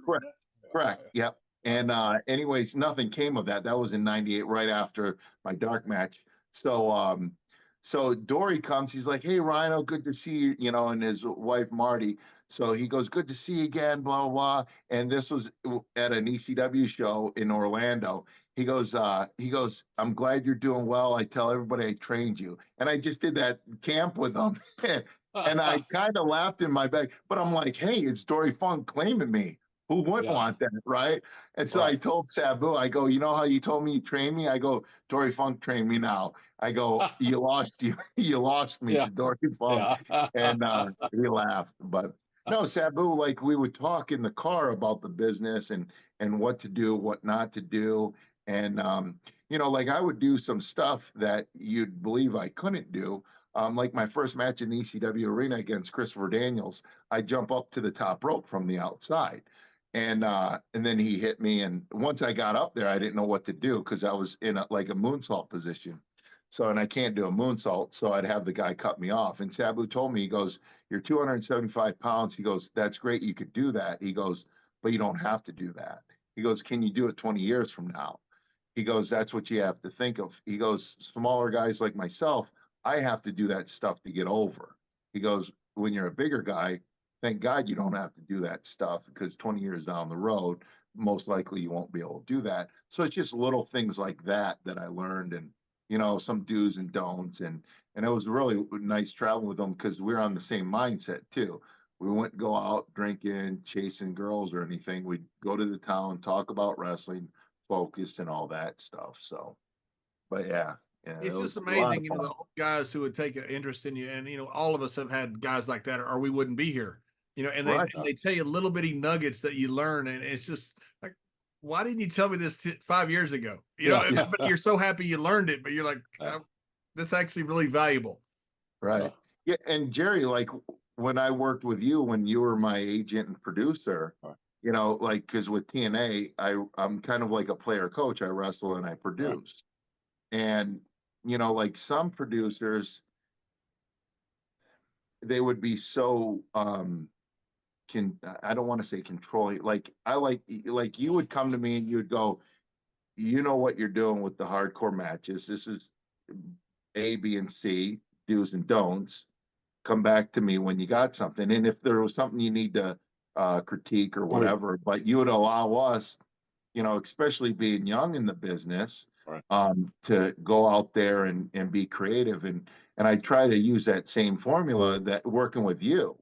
You know, I learned from guys like you and Kern, you'd allow the guys, because I think if guys have it and can do it, let them do it. You know, some guys, if they're, you know, more in the beginner stage, you might have to hold their hand a little bit. Yeah, you're right there. There were certain guys you could do that with, certain guys you couldn't do it with, and you had that mindset. You were like Adam, Edge, and Jay, and you know, all those guys like that. You had a mind for the business. Always felt in handling a match. You guys are in the ring. You guys have worked with each other probably 10, 15 times. You know what's going to work better. And I wasn't on the road, so I didn't see your nightly matches, but I knew I could read the agent report and see you guys were having good matches. So instead of just micromanaging every little move, all right, you guys put together what you do best for a TV match and get back with me. And that to me, that was the way to do it. But everybody had their own. So yeah. Yeah, and you know, and I tell the guys or that I work with now and produce and stuff, and you know, I don't want to mess up their match, you know, and then you know, let me see if I need to help you in certain areas, but you know, and they'll come to me and say, hey, can we do this? And okay, let me check, and you know, no one's doing it on the rest of the show, and you know, yeah, that'd be great and all that, and I think it's fun to go out there and watch these young men and women be so creative and not stifle it, just help them grow in it, you know. That's good. That's good to hear you have that mindset now, because it is. It does you well too, because you're a part of that growth with them. Yeah, yeah, and you know, and I always try to tell people, you know, my advice to you, it might not work for you. So if I say something, because you know, I seen a lot of younger guys, they would have the veterans give them advice, and they think, you know, and it happened to me, like I have to go out and do that, you know, and then Edge and Christian actually told me, no, they're just giving you advice. It might work for you, it might not, you know, and then they go, do what got you here. And that's what really helped me out. And that's what I try to tell young men and women. It's like, okay, you know, if I say something, hey, try this, it might work, and you don't try it, I'm not going to be mad at you. If you don't feel it, you can't do it, you know? So, and then I love to always go up to young guys or girls. It's like, oh, your first shot here. Oh, great. Go out there, have fun. You nervous? And they're like, yeah, a little bit. Well, you should be. Yeah. And then you should, but I don't laugh. And then they get really nervous. I go, I'm just kidding. But seriously, when you go out there, don't screw up, you know, and then they'll get nervous again. And I tell them, I do that just to calm them down in a weird way, because it gets them laughing. And then I go, you'll be fine. Get out there, just take a deep breath once you get in the ring, and you'll be fine. And a lot of times they'll come back and they'll, you know, thank me for that and stuff like that. So one of JoJo's first times announcing, she announced me on the thing, and I did the same thing. I said, look, whatever you do not screw up my name. You know, like I care. You know, she's like, okay. And when she got out there, it wasn't on TV. It was for the live crowd. She announced me as John Bradfield Layshaw. By mistake. And when she did it, I went up there, I just laughed. I said, it wasn't on camera. You're fine. Yeah. No, it's like those moments like that, and you know, it just, you know, it makes this business so much fun, and that's what I love about this business. Just, you know, helping that younger generation, you know, watching the people that help me out, learning from them, taking the tools, and just, you know, and then just meeting the fans. I do a lot of independent shows along with, and I run a independent show here in just south of Detroit in Monroe. And I'll tell you, it's just that learning about how to book, you know, what gets over, allowing guys, you know, to go out there and do it, not micromanage, you know, and then see what's working, what's not. Then you got to figure out the dollars and cents, payroll and all that stuff. And, it's a great learning experience too. I always tell people, if they bitch about a promoter or this or that, I always say, hey, try to open up a little independent promotion and run it yourself. See, it's not as easy as what you might think, and it's a great learning experience too. So, because now you're on the other side of the fence looking at, okay, that's why sometimes these decisions didn't make sense. Now I know why. Now it makes sense to me because I'm booking or I'm paying or I'm, this or that. So, but yeah, so. One of the most entertaining things I thought you did was when you're with Heath Slater. I love Heath. Heath to me is one of the best characters. He's one of the best people, one of the best characters in wrestling. Yeah. You know what's crazy is the first time I met him, it was actually Edge. We're at the gym. He calls me up. This was like maybe 2012, maybe 2011. And Heath was already, I think he was coming out of the Nexus deal and on his own. And he still had the long red hair and straight. And so we went to the gym. Adam's like, hey, I'm rolling to town. We'll meet at the gym, workout. And then a couple of the guys were there that I had never met. And then he introduced me to him. And when he introduced me to Heath, and I'm like, Heath was really nice, but I didn't get his personality. Like, he's just a fun person to be around.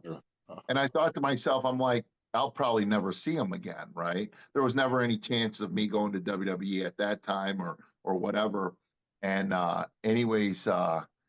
and next thing you know, he's a big part of my career, I mean, and it's so weird how that works. And we traveled together and he's always made me laugh. And he's such a genuine guy, like great for the locker room. And I love the way he comes up with stuff for the match too, because all the matches, he would, he's like, why don't we do this? And we've worked a lot of matches in TNA and on the indies, and he'd always come up with some really good stuff. So I saw something on the internet that I didn't know. Triple H got you back into WWE. He always liked my work, and we always got along. And he had actually, what was it? It was for some reason Vince didn't want to hire me. And this was, I think, in 2013. And I don't know if Terry Taylor told Hunter told him to tell me. He goes, hey, Hunter went to Vince, tried to, get you in. But Vince was like, no, I like him as a person. I just don't see anything. I don't know if it was right then or there or whatever. So, and even Pat Patterson, I was on a show in Montreal and Pat was there, and I always loved working with Pat. I learned so much from Pat, love him as a person and to work with him. And then he went there and Steve called me up. That was in like 2011 and said, hey, Pat was pushing for you, telling Vince, you got to hire him. The younger guys can learn from him, this and that.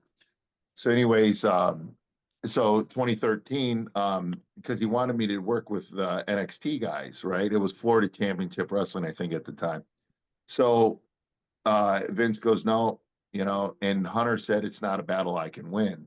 So a year later, or 2 years later, in January of 2015, I get a call from Rhino going, hey, we'd like to bring you down to NXT. So I go, okay, cool, to work a match with Finn Balor. So then I get down there.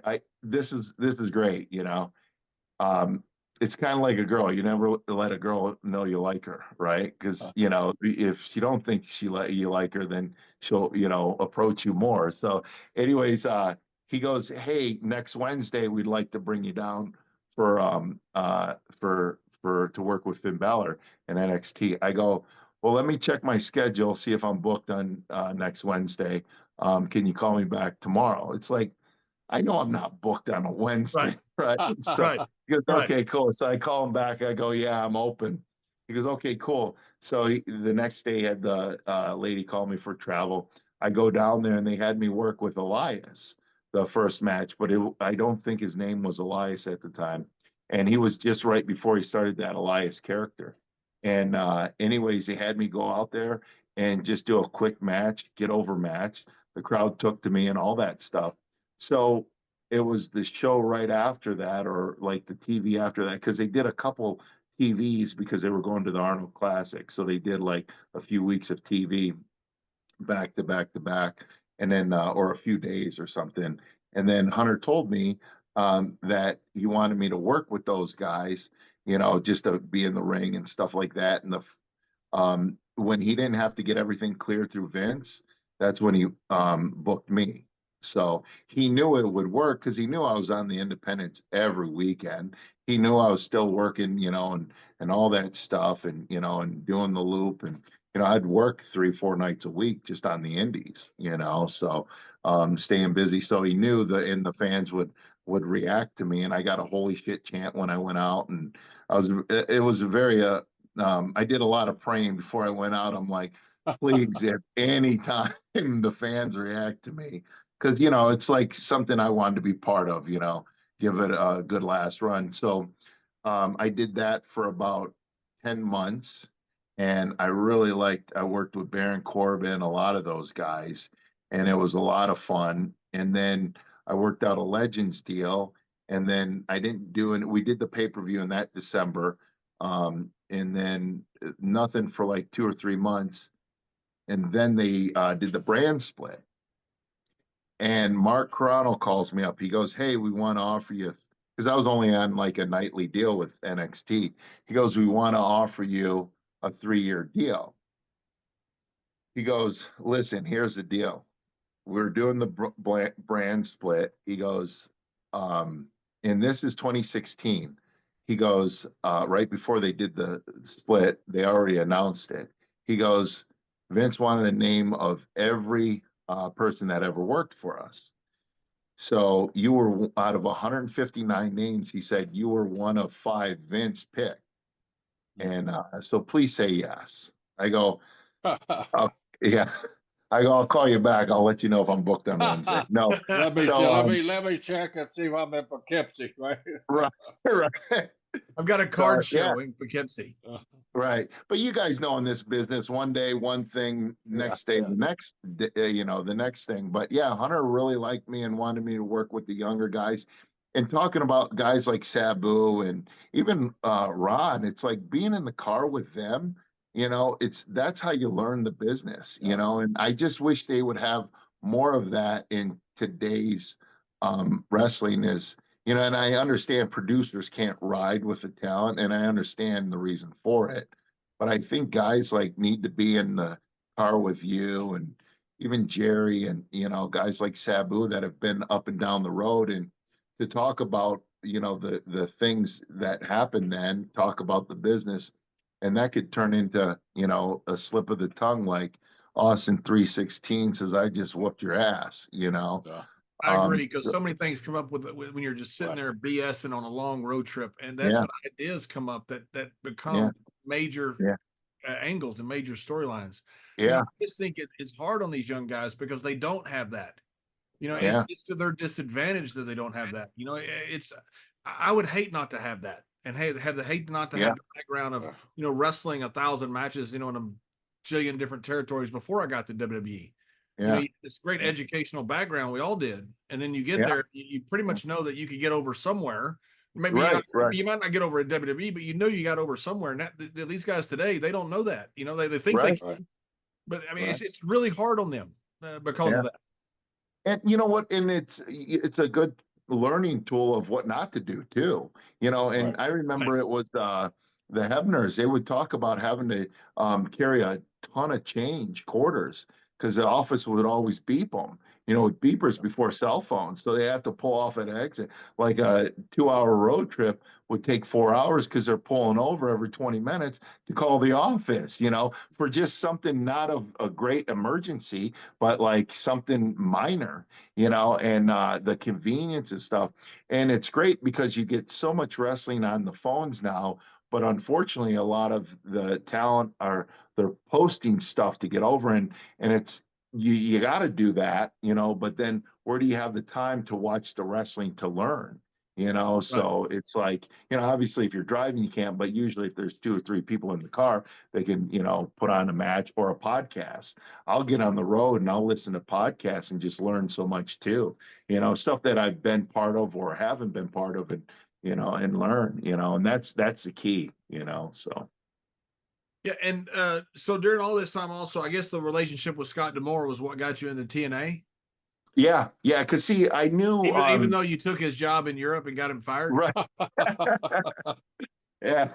So yeah, because TNA was they were still coming up, and you know, so he called me, and I had a 3-year deal, and they offered to resign me, and it wasn't one of those crazy big contracts. And Heath and I, we weren't on the road as much because the first year at all the shows, and that's what I like. I like being on the road. So I was becoming more miserable being at home. And you know, and that's not what I like. Not miserable with, you know, the money or anything, or, you know, just being part of WWE, but I like to be on the road. So just I not was just working, really just not working miserable, right? right. And anyways, even if I was on the live events and not on TV, I've been fine with that.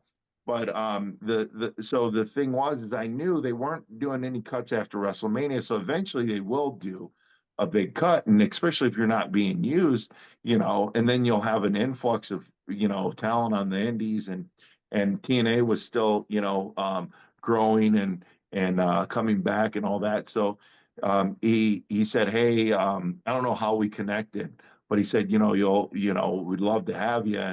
And anyways, I'm like, okay, you know, I can do indies and be part of that, and I'll be on the road and I won't be miserable, you know. So that's why I kind of made that decision. So. you know, one thing you and I have in common is they always ask. I heard somebody ask Jake Roberts one time. A bunch of guys were doing the DDT, and they were kind of ribbing Jake, and they said, "Jake, what's the difference between your DT and everybody else's?" And Jake said, "When I hit you with it, I beat you." And, and that was literally the difference. Everybody does the spear. You call it the gore, you call it whatever else. But when you do it, you win. Everybody does a clothesline. When I do it, I win. You know, it's just right. You know, well, see, you're so, I don't know about lucky, but because you did it. But that gore is such an iconic call. I mean, it just made the move. Of course, you did the move great, but it just you're tied to this one move that people still want to see. You know what's crazy is people chant it. And Paul was the one that got it over when he was announcing. And you know, announcers are just as big as, you know, promo slip of the tongue or whatever. He would yell that after every time I'd hit it, and then that's what got it. Yeah. And but we'd call it a gore in ECW. He fed it to Joey Styles, you know. So and I would do it as a cutoff move, but Steve Lombardi gave it to me as a finish because I hit Steve Lombardi, then I pick him up for like a Mark Merrill TKO. He goes, "Bro, just pin me after that." He just didn't want to take another move. That's what I thought, and that's probably the truth. But he goes, "It gets over more than the TKO." I'm like, he doesn't want to take another bump. That's right. He wanted to get beat as easily as possible. Right. So whatever it was, I give him credit, and he didn't know that, and he heard, and he's like, "Oh man, I really appreciate you putting me over," you know. So, but I say this recently, like nobody's ever kicked out of the gore, and you see people start to think like, wait, I think someone. So I tell them if they kick out, it's a spear. So it's like the Andre slam. Nobody's ever slammed Andre till Hogan. Right. Then you look through the old videos, and almost everybody slammed Andre. Well, the midget slammed him in Memphis. That's right. That's right. I believe that, you know, because WrestleMania 3, I think I was 11 or 12, and I believe that. And then as I got older, you know, and I'm smart to the business, it might have even been after I was in the business, you know, because you watch as much tape as possible. And I'm seeing these people slam, and I know it's from the, you know, early 80s. I'm like, wait a minute. I'm like, this is before WrestleMania 3. I'm like, I thought Hogan was the first one to slam him. Like, this is a bunch of horse crap. And I knew that. Actually, the first time I ever met Hogan, I'm 19, and it was a pay-per-view. I went to do jobs for WCW, and it was a summer pay-per-view. It was 95. It was Macho Man and Ric Flair in the main event. So I don't know. I think it was June or July of '95. I'm great with dates, but months and years. But anyways, Hogan's back there, and he was supposed to come out halfway down the aisle, and security pushed him back, and and still you're still a mark a bit in your head, right? And I grew up watching him, and he could see that. And Big Show, that's when he'd sit out in the audience. They were debuting him in WCW with the trench coat, and he'd come back. So I'm watching the monitor, and all these guys I watched growing up, they're all around, and we're taught don't say a word, just do as you say, and then I see Hogan, I'm marking out inside, but I see him grab a beer. And I'm like, wait a minute. Why is he drinking a beer? Because in my head, that 12-year-old kid is trained, say your prayers and eat your vitamins. He said nothing about a Mick Light, right? That's right. So I justify it to myself enough where I actually, it bothered me. I looked up how old he would have been. I did the math, right? He would, I think, 44, right? And I'm like, because I'm thinking to myself, well, he's definitely over 21. He's not wrestling tonight, because they actually came to us and said we might use you as a security to push him back. And I'm like, oh, I might touch Hogan. Like, I never thought I'd even meet him. So anyways, then I justify him having one beer, which is okay. Then he has another beer, because he has a cooler outside of his locker room. It was a Harrow Arena in Dayton, Ohio. And there's a bunch of little locker rooms and a couple ones. And I met Randy Savage's dad, Angelo Poffel, which I thought was cool. He was really cool. We were talking. And Dave Sullivan, his gimmick that night, had a bunny in a cage. And we were talking about that. And I remember that stuff. And so anyways, then he has a third beer. And I'm like, wait a second. Like, I'm justifying this stuff. Okay, he is 21, and my dad, he could drink beer, and he could put 18 away and not phase him and stuff. And so, like, I'm thinking, okay. So then after the sixth beer, I just threw up my hand. Mentally, I threw up my hands. I'm like, I'm done. There goes my hero. Yeah, right. They say never meet your hero, because they'll probably drink 6 beers. But he didn't drink anything after that. It was funny because Big Show comes back, and he was referred to as a giant. I don't know if they gave him the name, but yeah, and he's having a couple beers with them. But I didn't know him, so it's okay for him to drink beer. Yeah. He had one or two, and then someone else came over, had a beer, and I'm just like, what is this business coming to? But yeah, that heart broke me, or that broke my heart for a little bit. But yeah, it was funny. And I keep on forgetting to tell him that story. And you know what the crazy thing about it is he could kind of sense me looking at him, like he knew I was a wrestling fan, and so he didn't come up to me and say anything, but yeah, I was side-eyeing him for quite a bit. So. We had to ask him to do something for YouTube one time on backstage, and I was the same way. I'd never been around Hogan, because I was in WWE when he was in WCW, and so I'd never really been around him. Yeah. I'd met him a couple of times, but I didn't know him. And same thing, I had to walk up to him and ask him, him and Jimmy Hart to do like a YouTube little thing for us for WWE. And he just goes, yeah, what do you need? And he sat there. I thought, wait a minute, I'm telling Hogan what to say. This is I literally left the room and called my old college roommates and said, guys, I just did something with Hogan. I really did. I was champion. I was champion at the time. Yeah. I was so marked out to meet Hogan that I called my college roommates. Share the story with Rhino about, the first time you got to work and you asked Hogan, what do you want to do? Oh yeah. So I got to work with Hogan in Philadelphia. First time I ever got to work with him. And I'm sitting there, I can't believe it. I bought the pay-per-view in college to watch him slam the Giant. We didn't have $35 or whatever it was. We all had to pitch in to get it, and I mean, my college roommate, John Busing, used to answer the phone during that time, Hulkamania, so I was sitting there backstage with Hogan, and I said, Hulk, what do you want to do? And he goes, well, you're the champ. And I thought, I could die right now. And I'm happy. I've lived long enough. That's the greatest thing that's ever happened to me. Hogan called me champ. Yeah. He said, hey, you're the champ, whatever you want. I go, how about I take a leg drop? It was like a dark match or something like that. And he goes, okay. They're looking for somebody to do the job. And I said, I'm doing the job for Hogan. There's no doubt about this. I'm taking the leg drop. Yeah. And you were thrilled to take the leg drop. Hulk Hogan leg drop me and beat me. Right? Oh, I was thrilled. Yeah, absolutely thrilled. I volunteered for it because they're going to have somebody else do the job. And I said, no way. I said, if I'm in the ring, I'm taking the leg drop. There's nobody's going to stop me from doing this. Yeah. And that's great because, it's like, and I like to do a lot of independent shows because you interact with a lot of the younger talent.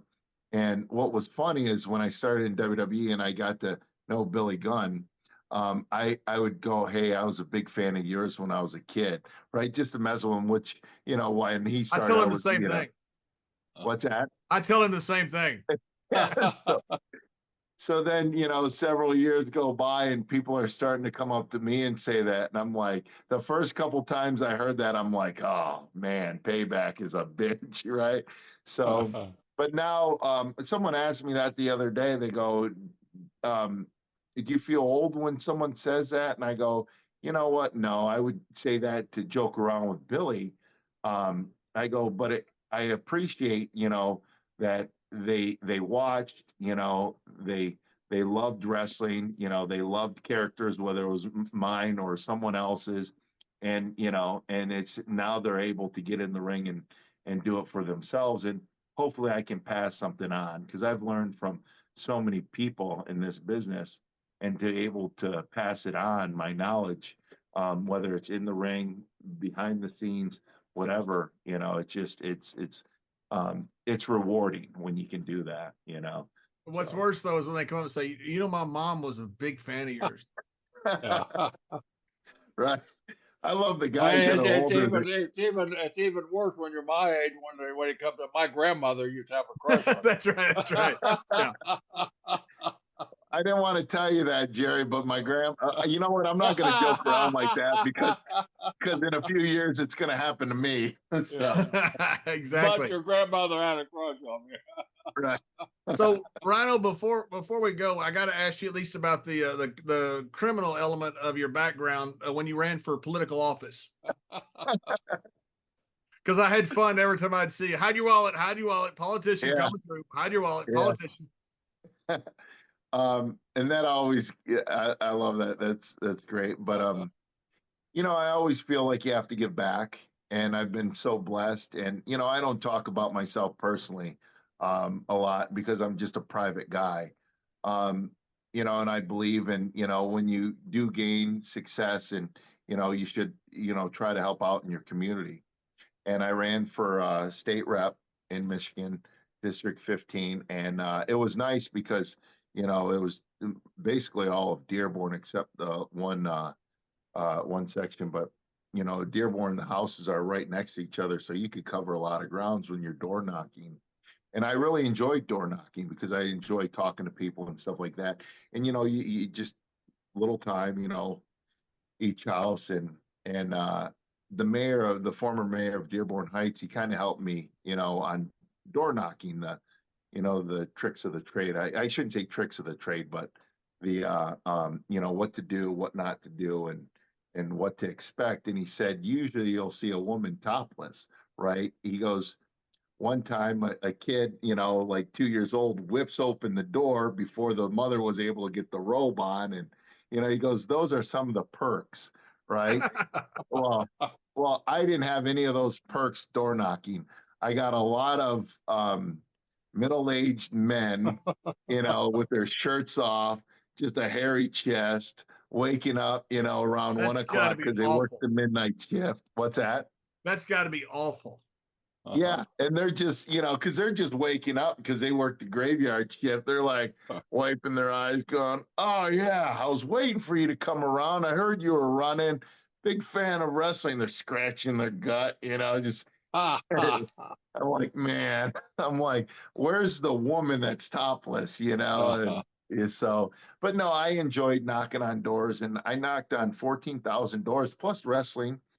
And I'd get home and I'd just knock on doors and just it was just a great learning experience, and maybe again I'll do it. I won the primary, I lost the general, but I really enjoyed it. I really enjoyed connecting And, so I thought I would do well because I can communicate with people, especially on a one-on-one basis, and trying to get things done and get things Did you passed, learn stuff like anything that. about politics you didn't know? Yeah. Unfortunately, a lot of people get in with the best intentions, and sometimes you have to fall in line, with you know, um, I don't want to get it too involved in that, the dirty side of politics, but um, uh, it's just, I don't want to say cutthroat, but sometimes it can get pretty dirty. Yeah. So, but yeah, which is unfortunate. I come to realize that the difference between pro wrestling and politicians is pro wrestling, we admit it's a work. Politicians, they haven't admitted it yet. That's right. That's right. But it's just, but there are a lot of good people in politics wanting to do the right thing. So don't, say all politicians are going to come after your wallet. I will. Only yours, Bradshaw. It's been a running joke for several years now, but I'm glad guys like you and Glenn do, because Matt, down in Florida, you need good people to run that don't have to run. Yeah. Because that's what makes this country better. Not people that run because they don't have any other option. They run because they want to run. And you need good people in there, no matter the ideology they have. That's inconsequential. You need good people who love the country that run, and their ideology that'll work itself out. That's completely different. And the thing is you learn more when you communicate with people that might be the same mindset, and you learn, like, there's I remember talking to Jimmy Jacobs, and I remember hearing Jesse Ventura say, if suicide, you got to be at your bottom of the barrel, so it can only get better. So I was having that discussion just on a road trip with Jimmy Jacobs, and he tried to explain like clinical depression and stuff like that, and I never really opened my mind to that. And I started thinking, and I have a couple buddies that are doctors and stuff. And, when I always tell people, if you ever feel down in the dumps, there are tools, there's medicine, and get the help you need. But, and I listen to Jesse, and I'm not saying anything wrong with Jesse, because we've all had bad days, but there is such thing as clinical depression and stuff like that, where you need to seek help, medicine and stuff like that, and you can get on a better track. But, my point is you got to talk to people, and it opens your mind to other things, especially if you're not on the same page as far as ideas and stuff like that, and you'll learn, and that's all about life, learning. So. Right. Well, I was so happy to see you the other day when I was down at TNA down in San Antonio. I'm always happy to see you. And what are you doing now? I know you're doing a lot of TNA, but what else are you doing? Yeah. Well, a lot of independence, usually a 10-hour radius as far as drive, because I like to drive. I own 2 marinas, Big Daddy's Boatyard. I just picked up another one, which is my second one, May 8th. So that has a hoist. We're doing winterizations and stuff like that. And that's another passion of mine, is like the boating business and marinas, and eventually lead me into retirement. So a guy today, he goes, I went out to eat breakfast, and he goes, when are you going to retire from wrestling? I go, when I pay off these marinas. And he laughed. I go, I don't know why you're laughing, because I'm serious. So, but and I enjoy both. A lot of work, hard work, and it's just a passion. So and the cool thing is you see families go out and enjoy themselves on their boat, and they're creating memory, like people that watch wrestling. You're creating memories that'll last a lifetime. And then I have a promotion in Monroe. It's called Insane Wrestling Revolution, that we've had about 4 years, and we keep on growing. And and we run out of the same building, and we have a ton of fans that just come to. Well, we usually put about 300-400 people in there, and it's just, you see a lot of families. And I hear all the time, my dad would take me to go watch the Sheik, and their dad's been gone for 30 years, but that memory is still alive. Right. A guy that owns a rental house across the street, his family started a pizza business. He still runs. He's actually retiring out of it, giving it to his son, but or his son's taking it over. But they met Bobo Brazil in the gas station at the corner. So they were making all the pizza, prepping up everything all night. They were leaving like 3 or 4 in the morning, or maybe 4 or 5 in the morning. And then Bobo, or they were getting ready to open, but Bobo was there and he knew Bobo, and he just, and I'll every once in a while I ask him that story. He lights up as if it was yesterday, and his parents were there with him, so. It's amazing down here in Texas. The Von Erichs were, the biggest, and you run into people all the time who will tell you they met them, and it was one of the biggest moments of their life. They'll say, "Hey, I was at a gas station, or I was at a restaurant. Kerry Von Erich walked in, or Fritz Von Erich walked in," and they'll tell it to you. This is 30 years ago. They'll tell it to you like it was yesterday, or 40 years ago. And to them, that was a huge moment in their life. It's pretty cool to realize the impact that some of the friends we have and the business we have is made on people. Yeah. Right. Yeah. Well, Rhino, hey, thank you so much for joining us. I've been looking forward to getting you online. And you were the last ECW champion. You may be the last person to do a podcast with Gerald Brisco if he gets swept away in the hurricane. Well, let's hope don't not. say that. Let's hope not. Thank you, Terry. I appreciate that. John runs me down all the time like that, but let's hope I'm here for the next one. So I hope you're here for a long time, Jerry. This world's a better place for you and your lovely wife, Barbara. Yeah, he's made me promise when I pass away that I'll pass away on this podcast so we can get more numbers. Yeah. No, my grandma's still your big fan. She wants to get a hold of you, so you can't. Well, I'm easy, brother. Thanks so much, Terry. Thanks so much, and good luck to you, man. It was a pleasure having you on our show. We appreciate it. Thank you very much, guys. You have a great day. Be safe down there.